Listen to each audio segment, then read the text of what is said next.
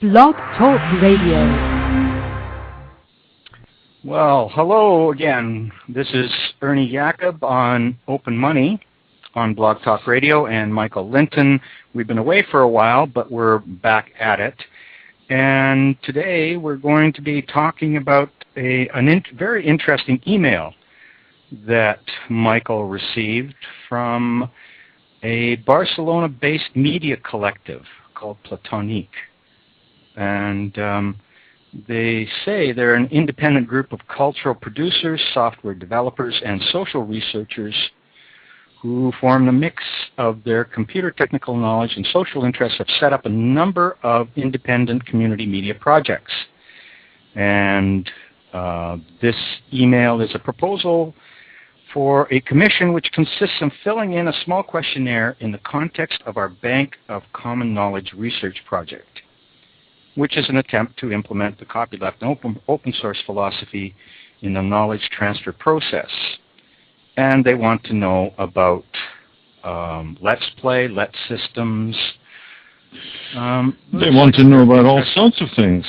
They've got a very broad base of interest, particularly around the free software movement, P2P, citizen participation, new forms of democracy. I'm very interested to see more of how their network evolves. And I'm very pleased to be offered this opportunity to talk and work on LETSplay. Now, what we want to do today is just off-the-cuff muse about this email, the text of which we should pop up somewhere on the blog. I don't know if we can do that easily. I thought perhaps the questions as we go through them, we can put up on the chat, could do, and then blog it later. Okay. So, and the first question, there's a series of questions. It's not just about the LETSplay game either that they're asking. They're talking about Let's systems, open money, but they do start off asking about LETSplay. And they ask about the game, yeah. So, it's interesting, in the series of questions, the fourth one was, if you had to think of an offline version of LETSplay, how would you conceive it? And, well, actually, we did conceive of it as an offline system. We conceived of it in the early 80s. I think 84, 85, but certainly by 85, we were active with designing a game process for real-time, as many players as you like project. The core was the Expo 86 event in Vancouver that expected to have huge queue lineups at all the booths and displays, and we were going to try and infiltrate this space with what must have been an early form of viral marketing. Sort of guide map to the Expo site on one side of a fly sheet, and on the other, the game, how to play the game. Here's the game. What's the game for? Fold this thing into a funny hat and wear it, and then other people will know you're playing the game, and then they are other players. So you can play with anybody else who's wearing the hat or carrying the flag or flashing the card or whatever it is. Just an interaction. Now, that never came to effect. We couldn't get the funds together to do even the mock-ups for the process.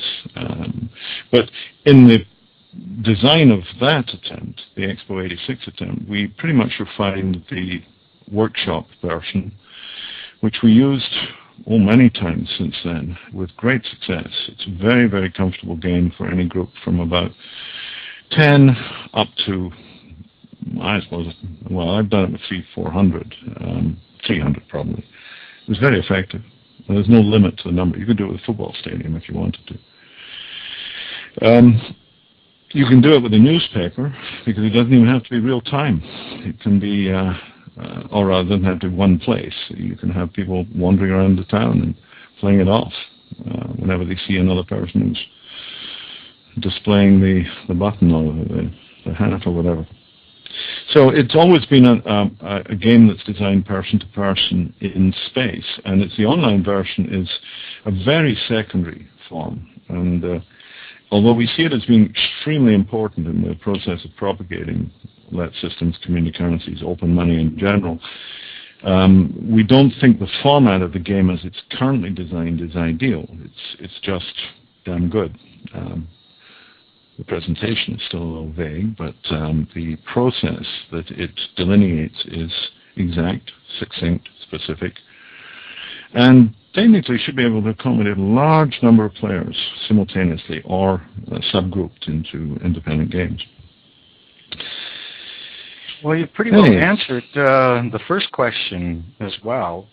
Can you talk about your intentions with that particular strategy, i.e. the Let's Play game? I think that's very useful. I think the key point, I think that'd be the key one to touch on, is like, where do we think we're going with this?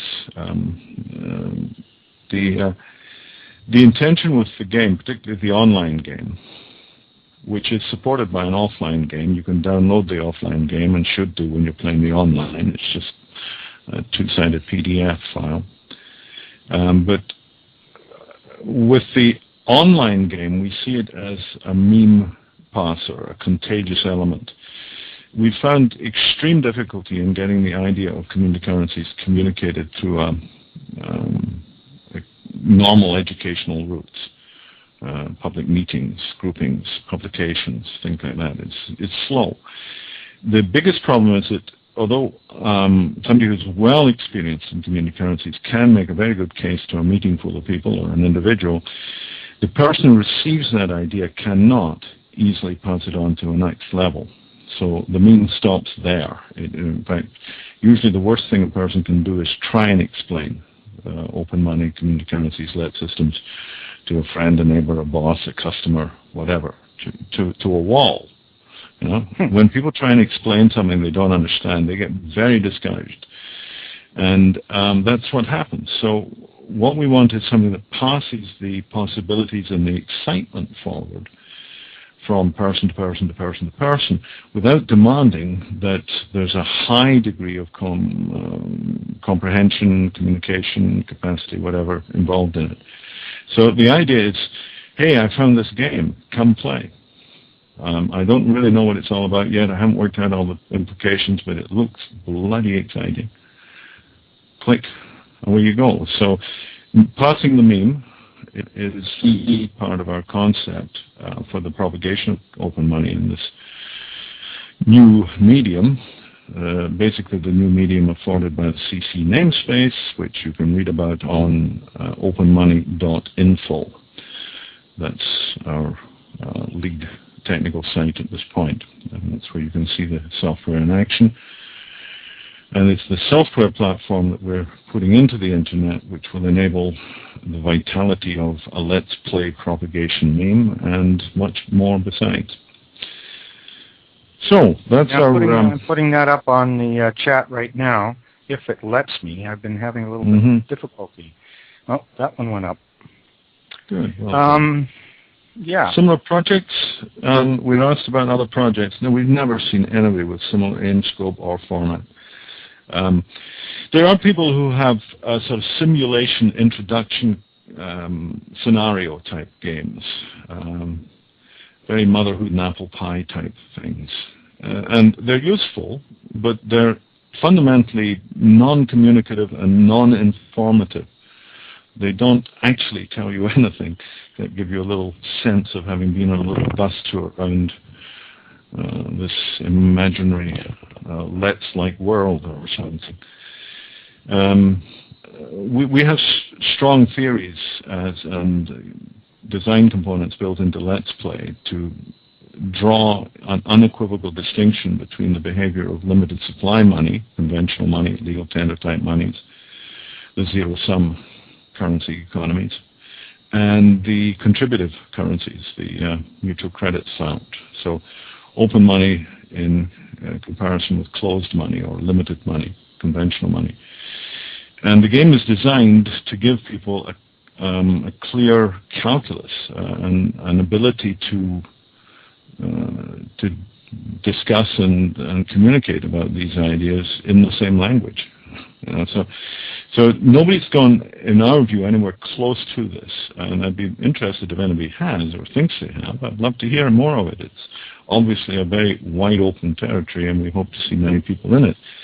But as such, well, and that relates to another question of theirs, and that is, how large is the Let's Play user community, and what is its approximate growth rate? Well, the Let's Play user community at the moment is about half a dozen of us are just testing the software through its last notches. In a matter of days, we're going to start getting a lot more proactive with the game. This is because both Ernie and I and many others have actually a fairly extended period of activity available to us over the Christmas New Year break. And so it's a good time to launch such a viral process. We've got time to service it. And so we're going to be opening a variety of Let's Play initiatives in the next few days, weeks, and months. Well, and perhaps with the knowledge bank people. I mean, the people who ask these questions, Bank of Common Knowledge and their networks might want to play this game. Mm-hmm. Yeah, and we've got to think in terms of localization, translation, issues like that. Fortunately, the online game is very capable of that, and of course the offline game too. It's not a big job to translate those into any specific language. So we're up for all sorts of divergences and growths here. Minimum number of players, users. Well, you see, in a room, it's dead easy. In a room, you can play with 5 or 6 people, but it's a bit stifled at 5 or 6. The variety increases when you get to 10 or so. Above 15, the game's dead easy, and it's a perfect setup. It produces Pareto-like distributions for the cash side of the economy very quickly. The cash player side of the game becomes a few rich and a lot of poor, and that's what happens. Yeah, that's the Pareto effect. Well, quasi-Pareto. Pareto is a very complex phenomenon, but it's basically a distribution that much accumulates to a few and a lot get a little, and that's which is how conventional money works.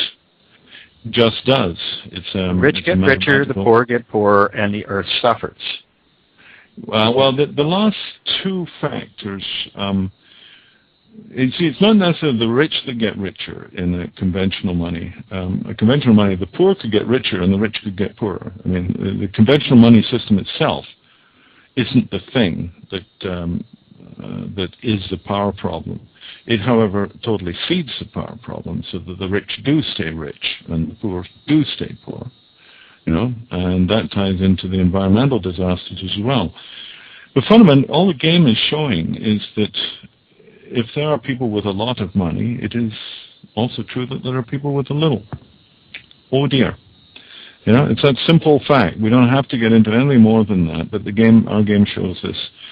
Why am I talking about this now? Well, because we're talking about the technical values of. Well, and we're actually moving into the communication of and playing the game. Like, for instance, I remember. Like playing the game in Japan, for instance. Yeah, I remember why we're talking about this. It's because of the numbers factor, how many to play a good game. Now, my view on it is if you can get 3 or 4 people around the table and show them how the game is played around the table with cards and pens and funny money and a few bits of paper, then you can send them to play the game online. You won't get a good full-fledged game from 4 or 5 people around a table. And it's a hell of a hassle trying to get a lot of people together for games. So until there's an energy for that, the paper game is best used as a feeder to educate people how to play the online game. Although, frankly, you can also teach online how to play the online game. It's not difficult. But numbers, well, anything above and there's no real problem with that. If you're starting an online game, however, it's important that the pace of the players is fairly similar. If you have some people who are very eager to play it through fast, and others who want to take a lot of time and only check their email once a week or something, then that game will not go. It'll be very stagnant. Well, except for the fact that we have control of the games at the moment, and we can push and pull. To a point, but it's a bit of a pain pushing a game that's filled with dead wood. Oh yeah, no, but just then if you've got that, the imbalance that happens when you get a random group of people playing the game. And one way to resolve that is to have a non-random group, is to get, your office group together, your club, your associates, your family, or whatever, and set aside an hour. And you're all online at the same time playing in a game of your own creation on our site. And that'll be as good as the number of players there are, But it's the immediacy is the issue. You don't want to be sitting around for 3 or 4 days and getting no transactions. Anyway, that deals with numbers to a point. Could be going further, but it also deals with. I think it deals with the game, because they go on to ask about community currencies and open money and that sort of thing,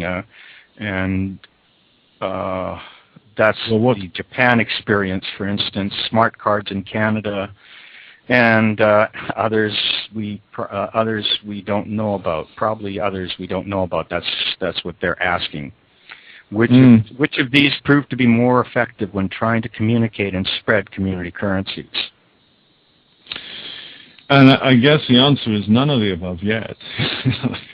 How about Japan? I think. Mm-hmm.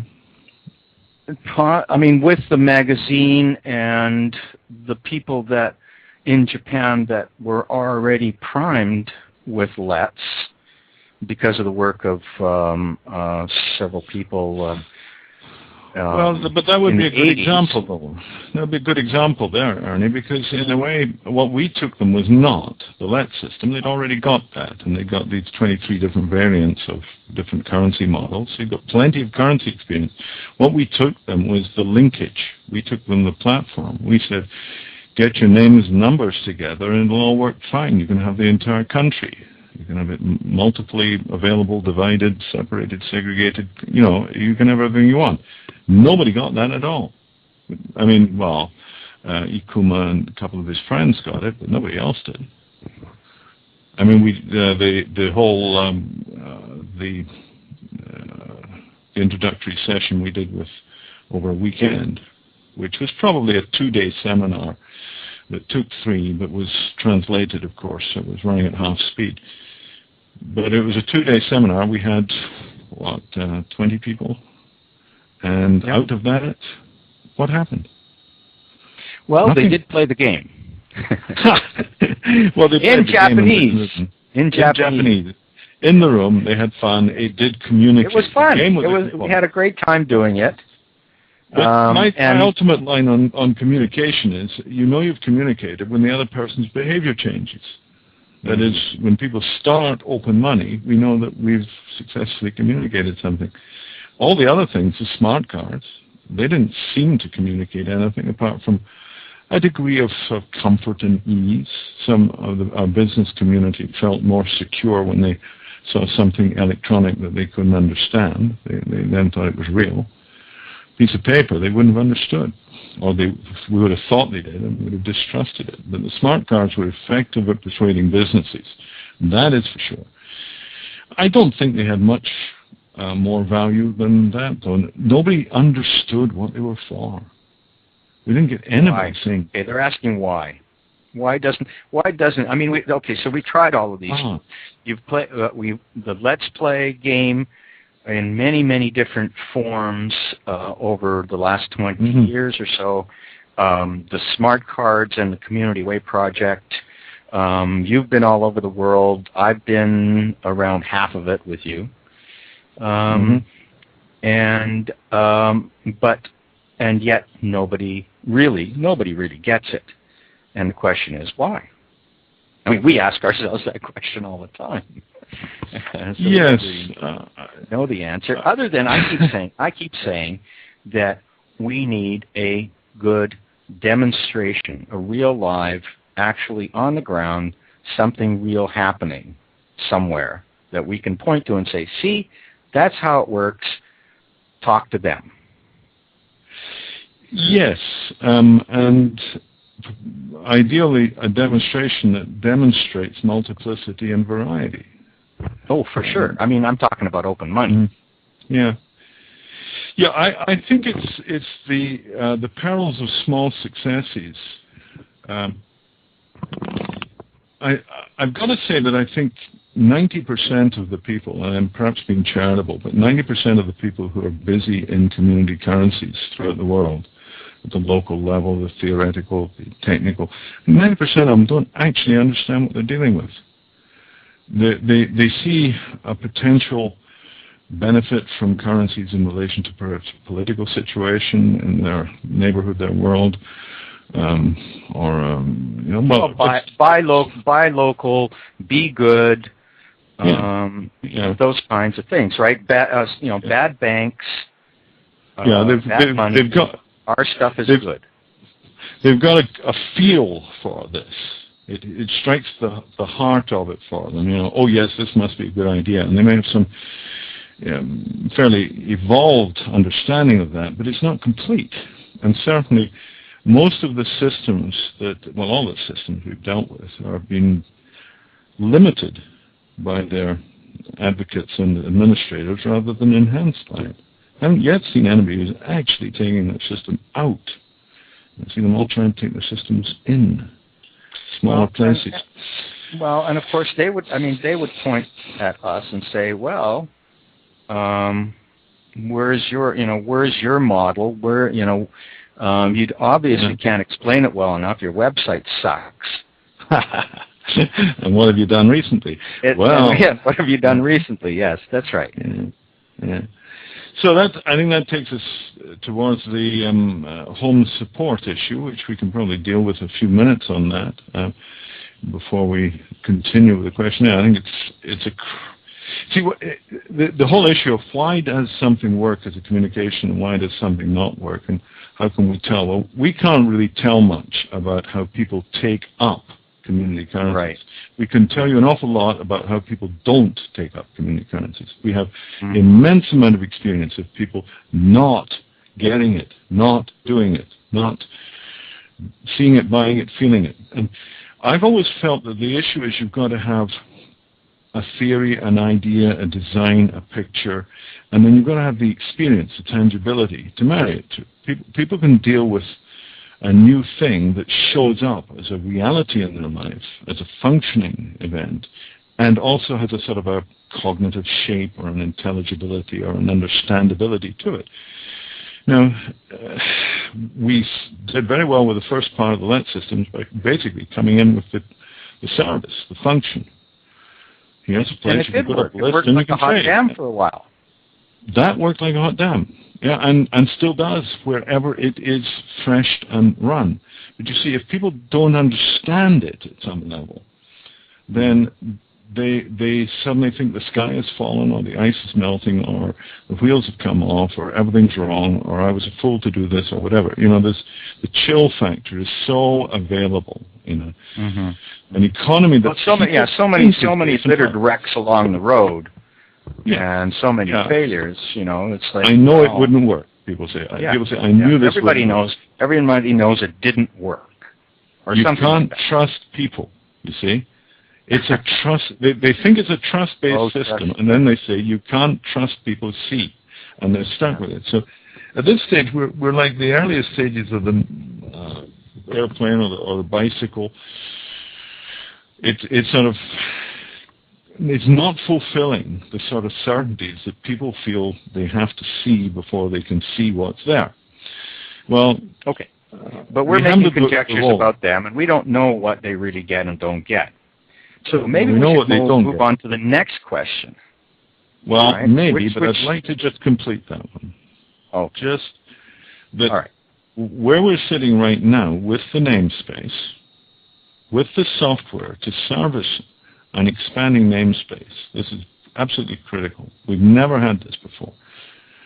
We've had little pieces that we could launch one snowflake on the sidewalk, or lately more snow, but it's still a hot sidewalk. So you could put together a complex of currencies, but we couldn't create global cross-linking, cross-reference, global networks without having extreme scaling problems. Well, we now have a piece of software just hot off the coding space. It's on Ruby Forge, open money on rubyforge.org. Info. It's on the chat too. Yeah, it's all on. And this enables us to close the loop between an idea and a function. Hold on. There's somebody here. There? Yeah, there's somebody at online here on the switchboard. Do you see it? Hello, caller. It's Jeff here. Oh, hi, Jeff. I've been listening in while you're talking, so. Ah. Oh, well, Jeff, the man of the game. Jeff, you read the email. I copied it to you. Did you see this email that we're talking about? Yeah. Yes, I wasn't sure if you had Olivier with you for the discussion. No, not yet. He might show up, but I suspect he'll pick this up on a blog later. Anyway, we're hustling on this, and I was just saying, well, you know what I've been saying. You've been listening. Yes, I have. Yes. So we do have more than one set of software out there that does implement this global space of currencies. Well, there's several pieces of software that could do it or link or be initiatives in that. Hugh's software, the Japanese software, your software, several versions of previous PHP packages that we almost had competent, but none of those to this point, I think, have had scaling.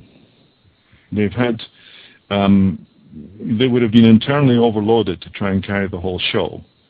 And their ability to bifurcate was not solid yet. Now, I like the architecture of your system. In my view, that was what solved the bifurcation or the cross-linking, the networking frame. That was your stuff. But your wrapping of the package isn't yet robust enough to sort of catch the load that we expect to see in the next few months. Oh, well. We should, Jeff, hold on for a sec. I should introduce you. You're Jeff Cheshire, and you've written the software that the LETSplay game is running on, and at partysmart.org, and I should put that up on the chat. Thanks, Ernie. And you're in the States somewhere. Yes, in New Mexico. Okay, so that was Ernie being the radio host. Good work, Ernie. Now, so Jeff, I just and said we got half an hour remaining. Half an hour, that's good. I just said that the latest version of the software, the stuff through openmoney.info, gives us a clear run as it stands at opening a full namespace. And you got your software too, which does the same thing. Yes. Yeah. Yes, absolutely. Yes, with the idea that it should scale, of course. So let's do it. Yeah.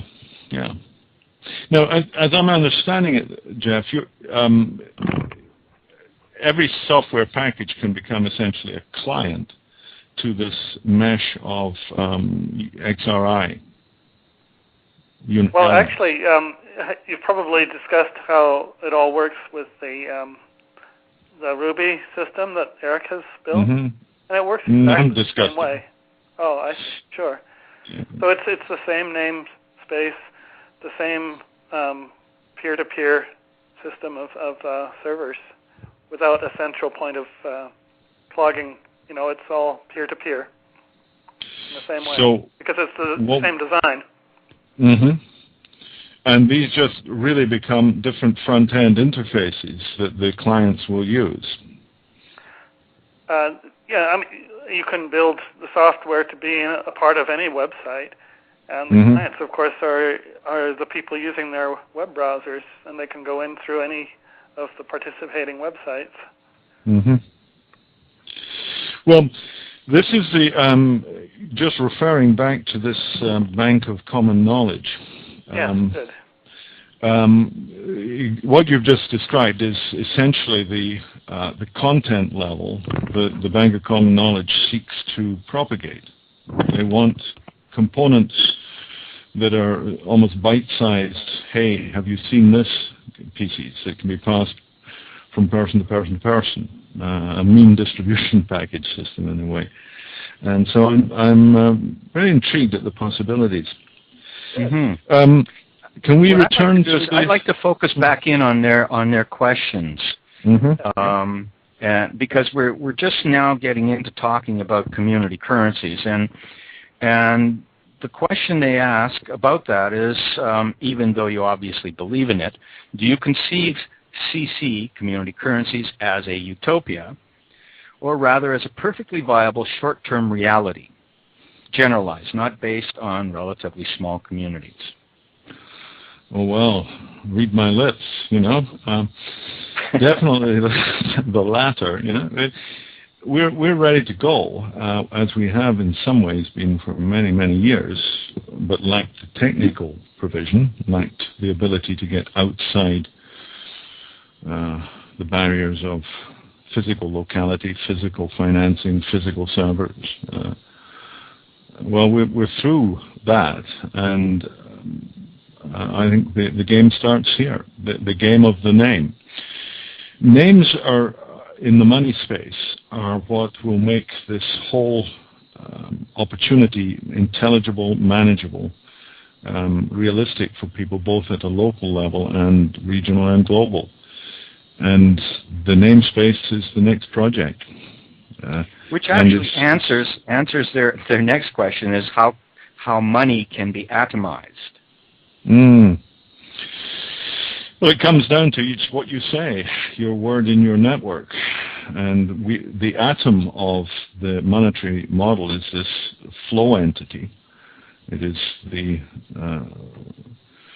record of a numeric or an evaluative mark between two or other protagonists. It's, me to you, $45 in this currency, XYZ. That is the atom of this system in terms of what money is. Now, to support that, you need the atom of the account identities. There is another singular thing. Like you have a bank sort code and account number. Well, you have an identity, an address for your virtual money. You can many of them, but generally speaking, something might be your initials of, and then a small code like LON.UK, London.UK or something. So it's going to be geographic to begin with, but that's your identity, and that's another atom. The context within which you have the identity, London, London.UK, that context or domain or registry is a community of identity. And that's another element in the package, is that we all have to be, as it were, known by our peers, our connections, our persons in place. And so that's another component. And the final component of the set of atoms of the money net is the currency itself. What is the nature of the linkage between various accounts? Have we agreed to trade in hours, in time? Have we agreed to trade in euros or dollars as a measure? What are the rules of any particular currency? Its name, its purpose, its members. That too is an atom in the system. Those are the four. That sounds like the thing that is most related to the question that you read out about, what's real and is it utopia? I mean, if people understand it to be real, then it is real. And it is real because they have a community of people who want to succeed together, right? Yeah, particularly with virtual systems, reality lies in the perceivers. You know, if people don't see it, or like it ain't there, or if they see that it's not there. And so what we're looking for are growing consensus of people who see what they see is the value of working in relationship with each other, in collaborative relationships, either by design or agnostic to design, but just the circulation of imaginary money is something you either see or you don't. And if you don't see it, as real as they wish it to be. Yes, as real as they can make it. So yeah, that's our edge, and that was much of the earlier discussion. And we were asked, well, what has made this communicable and what is not? And it really comes down to that. When people see it, they see it. When they don't, they don't. Which in a way answers the earlier question that we belabored, and why it isn't happening in all over the world yet. And then coming back to this atomization, I mean, the answer is the money net, which is what's being created here, and the ability for anybody to freely access it. Yes. That makes it possible for it to be real, sure. Yeah, and prior to that, we were talking about the hypothesis of that. Wouldn't it be great when we have sort of things? But I think we've actually gone past that edge now. We've got it and we're going.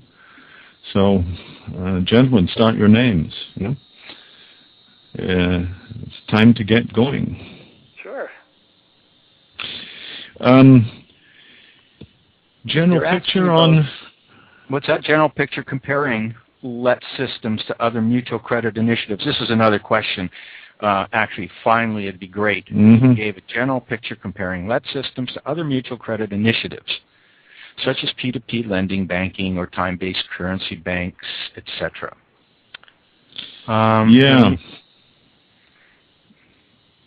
Well, they're not real mutual credit systems. Time-based time-based currencies, but time banks. Isn't that a time-valued currency?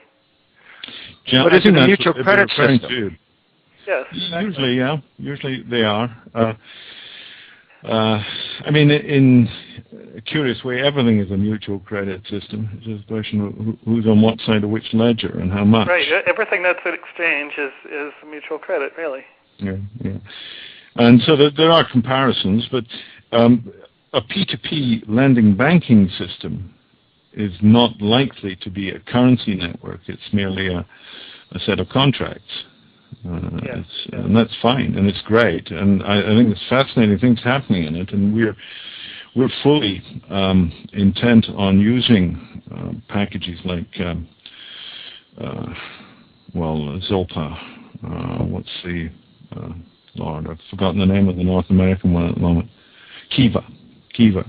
Many of these P2P packages are very well suited to interface with community currency initiatives. To underwrite some of the capital or system development, or vice versa, for the system development to produce capital that can be used in a localized Kiva, a localized form of this P2P lending. But P2P lending is P2P lending of conventional money. So we don't see them as in any way systematically similar, related to us. It's got a relationship. And we can use it, but it ain't a money. Now, our systems, bank systems of that nature, they're monies. And the platform can carry any and all. Including That's an important thing to mention. It's not a matter of having to choose between, one way of valuing things and another, and saying, well, we have to go with the system to support this one. Yeah, because in fact, these systems can support all of these, and combinations of them, whether it's time. How many things do we want to count? What counts? Exactly. What is it important to track? Carbon components, points for social equity, points for the weather on occasions. It could be all sorts of things that it becomes useful to track, account, measure, attribute. Right. And you need a platform to do it. Stuck in one box and say, well, that's we have to have that other piece of software in order to accomplish that. Absolutely. Right. This is the beauty. This is the game. So I don't think there's any differences and similarities that need to be discussed. They're different. The difference lies in forget the difference. Let's have them all. As many as you like. And then it's more a question of, well, how shall we use this tool? For our local needs. What are our purposes locally that we can use it for? Mm-hmm. Which may vary from one place to another, of course. Well, that's very much I look at that as the emergence of some representation of collective intelligence. Sure. This is another discussion area that we're busy with, is what has open money got to do with collective intelligence. And one of the ways that I would see the collective intelligence of an economic community expressed is in the forms of forward investment that the open money networks emerge in their communities. Like what does a community start finding itself pointing its energy towards? And so rebuilding Commonwealth, perhaps. Exactly. Well, for example, near where I am, there's a lot of small farmers, and they're trying to understand, well, why does all our produce have to go far away? Why can't our local community benefit from it? It's not a rich community, but yet there's produce, there's people who need to eat. Why can't they just form a local economy to do it? And this is a way to do that. Yeah. Yeah, we'll see it in energy development too. That's right. As the energy costs rise, the value of localized cooperatives, that's going to change the equations. And I'd like to see capital development in land trusts and capital acquisition and management at a collaborative Commonwealth basis. And I see that as an eminently available development, but one that will take a little time. People have to learn to ride this bike before they can really get their act together. And I think that takes me to the sort of last point in the question, like how would you get this stuff in a simple game exercise for a non-initiated audience? Like what the Bank of Common Knowledge, Olivier, is asking is, how do you communicate this idea fast, quick, easily? My personal opinion is people are interested in things that make them feel happy, excited, positive. They've got to start with, this looks good, feels good, I want it. If there isn't that element of desire in this, then people don't tend to give it much more attention. It becomes a low priority or a later thing or a fear-blocked issue. So you have to have them feeling, oh, this could be good. Maybe it's worth looking into. That's really what I aim for with people, because there's no way I can persuade them 5 yards down the road. As soon as I turn my back, they're going to be back where they were. So unless people are taking on their own exploration and interest in this process moving forward with it, they don't go. So I like to give them the one-liner, which is normal money, when you spend it, it's gone, and you're praying for the next one. You're just waiting in the loop. But it's a very big loop, and you've got no control over where your income is. Spend it and it's gone.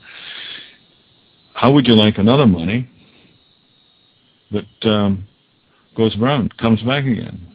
At least when you spend it, it's going around your community, it's creating trade and interaction, and it stays in the community and employs you later.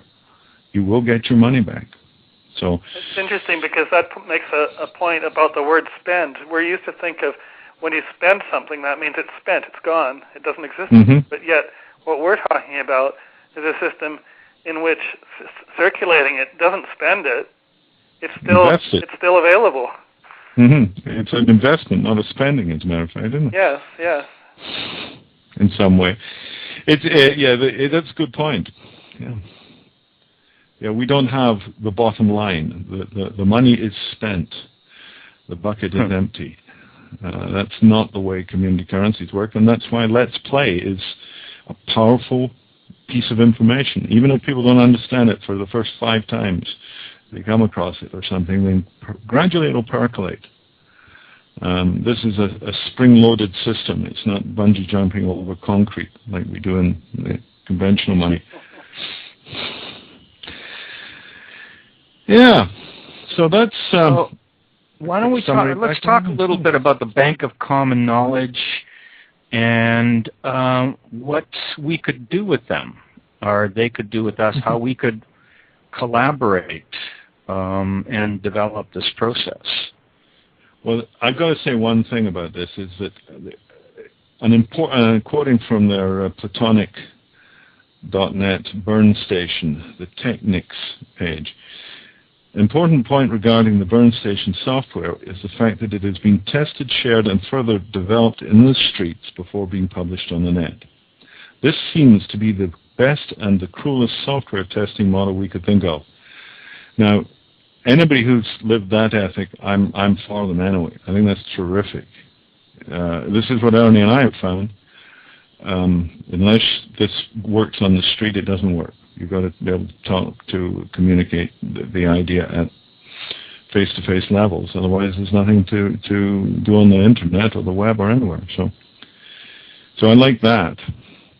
The burn station is, as far as I can see, a brilliant idea.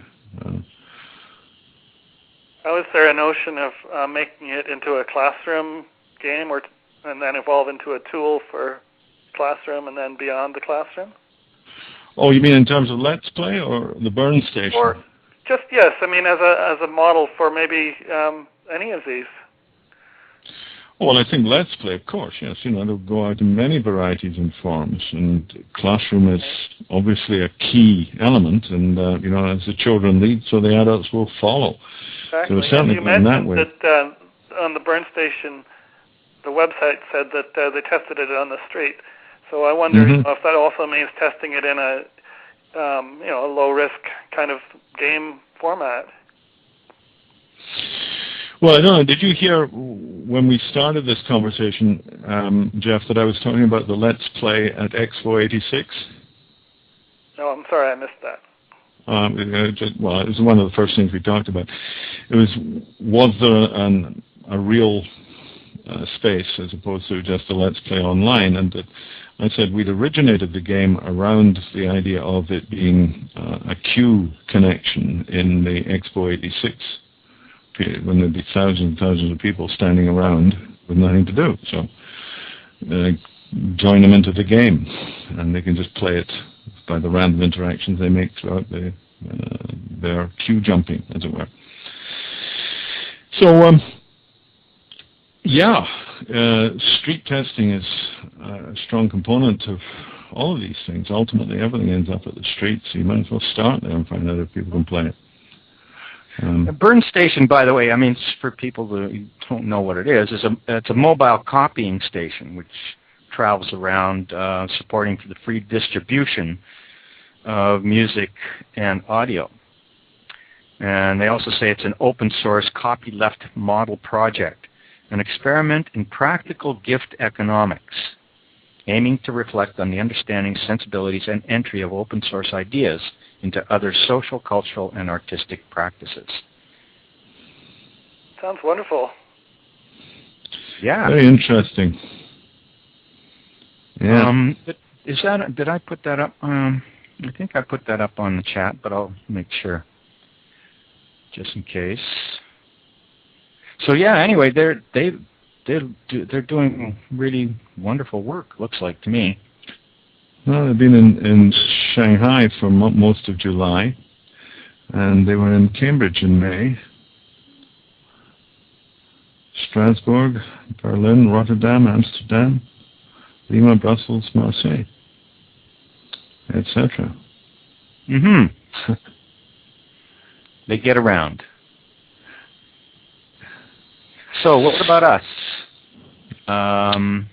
What are we've got a few. Where are we? We've got 10 minutes remaining of the show. We seem to be winding down somewhat. Well, let me have a chat with carry on with the game issue with Jeff, because Jeff is the master of the game at the moment.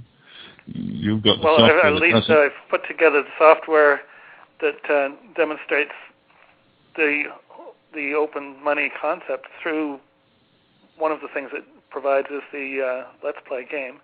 But in addition, that's just kind of a jumping off point to trying the other forms of, the real open money. Mm-hmm.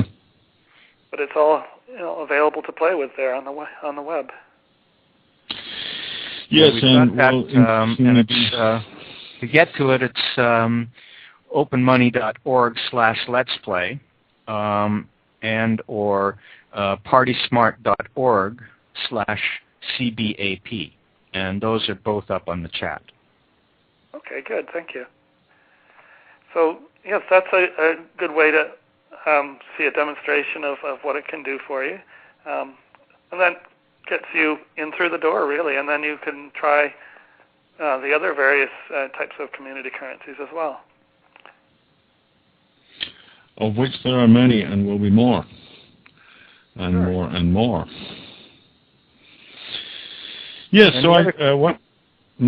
Ernie? Well, I was just going to point out that the other person that's involved in developing the MoneyNet is Eric Harris Braun, and his website, or where you can get the architecture and more information about Open Money, the software, he's at openmoney.info. That's Eric Harris Braun. And we'll probably be talking over the next couple of days. I think you may have caught, Jeff, that Ernie and I are getting ready for a bit of a push. We've got a couple of months of fairly predictable time ahead of us. Christmas is wonderful stuff. It makes for space. So we're going to be doing a lot of development stuff. We've got a very interesting project, which is a very thinned down form of community way that basically ties snow clearing, driveway clearing stuff for neighborhoods, support funded by credits from small businesses in the area. You've got the basic picture. And we'll be doing a lot of Let's Play stuff to support the uptake of that game and the snowbuck, as we call it. All right. In our, Yeah, that's the initial thrust for a more comprehensive home support project that we're working on here in the Valley, putting young people together with the elderly and handicapped, helping them deal with issues around the house. Real simple stuff like going for a walk or walking the dog, taking them down shopping, fixing the gutters. Small fix-it stuff for people who can't afford to pay the money. To get those kinds of things done for them. And snow clearing, of course. We just had a huge dump of snow up here, and it was very, very difficult getting around, very, very difficult for some people to even get out of their homes. Yeah. And if we'd have had the project up and running, we'd have had 100 or a couple hundred young people going around the community clearing sidewalks and driveways and just basically helping people out. And so we're going to try and get that going by beginning of January. Sounds good. As a sort of, it's in a way I think we're rebranding. This is for Ernie to comment, I'm sure. I think we're rebranding Community Way as home support. I feel that home support as a concept is sufficiently well defined and broad enough to localize people's understanding of what they can do. And sounds like people will understand it at a personal level and not what we mean by community. Yeah. Mm-hmm. Yeah, I mean, looking at it, it's like the businesses undertake a pledge to the home support project, which acts as an interface for kids to be shown where the driveways are, or somebody records that the kid cleaned out their driveway, and therefore they get so many points from the home support. Well, the points are dollars that's spendable in the businesses that supported it. Very simple loop, very easy to link up, and we want to do something like a Ning type. Very general. I don't mean Ning per se. It might be 25 other forms of Drupal or whatever, but a little coordination space where people can, pitch in, I live here, I will shovel snow, or I live here, I need my snow shoveled, and some form of coordination of that. That's it. Community Way is reborn. And we'll start with paper form of currency, sort of endorsed Tlaloc model, but aiming obviously at reintroducing the smart card package. So smart card is still the way to go, you think? So, and there's also everyone with their cell phones will have a platform that's quite easy to use. Well, all kinds of things, but smart cards are the most immediately available to us on a small scale. The SIM cards are going to take a while. Yeah. But that's what will get us into the SIM cards, is when we've got a module operating on smart cards, then Nokia or Ericsson or somebody will suddenly start getting interested in supporting this, or Rogers or Telecom or something. So, it's the smart cards are the only way to handle the complexity. If you use any form of paper, you're going to run in almost inevitably to the complexities of, what the hell is this? It would be like trying to cross Europe in the 50s, all the different coinages and bills and whatever. Well, right, and it changes the idea to, instead of what are people willing to do for each other, instead it invests value in a piece of paper. Yeah. It's kind of you lose the connection to the virtual when you start making it concrete. So I don't want to use paper, but it is a way of also getting in the front door. So and I think perhaps you should explain Tlaloc. You threw that out there, and the kind of paper that we're looking at to introduce this program while we're waiting for the smart cards is something that the Mexican project came up with, the Tlaloc. You want to explain that, Michael? Quickly, you've got 2 minutes. Yes, it's basically denominated traveler check type currency that the agency that's issuing the money signs the back of a little bill note type thing, which says it's $20, or it's a $10, it's a $5, or perhaps even a $1. They're all numbered, and with the signatures and whatever, you have a high control over random replications, which is the biggest problem with paper currencies. It's people photocopying them. So this would just be a traceable way of preventing or inhibiting that form of behavior, and it would give us an entry point. So you get co-signatories, or rather endorsements. So a piece of paper might be signed off by 6 or 7 people as it goes around the community before it finally gets sort of returned into the accounting system. So it's a form of free-floating money with a degree of management. It's got a limited capacity, but it's plenty for what we want to do. Snowball. Well done, Michael. 1 minute left. We got to do an extra. Okay, that's it. Thanks, Jeff. Jeff Cheshire and Michael Linton, Ernie Jacob. This is Open Money on Blog Talk Radio. And we're going to be back here again. I don't know when we're going to do another one. Thursday, maybe, Michael? We're changing it all around. Anytime. Keep watching this. Well, let's see if we get a conversation with Olivier and see what works for him. And thanks to Olivier for these very intelligent questions. Made for a lot of fun. Thank you very much. Great. Thanks, Jeff. Okay. Sure enough. We'll talk to you again soon. Okay. You bet, bye. Bye. And bye to you too, Michael.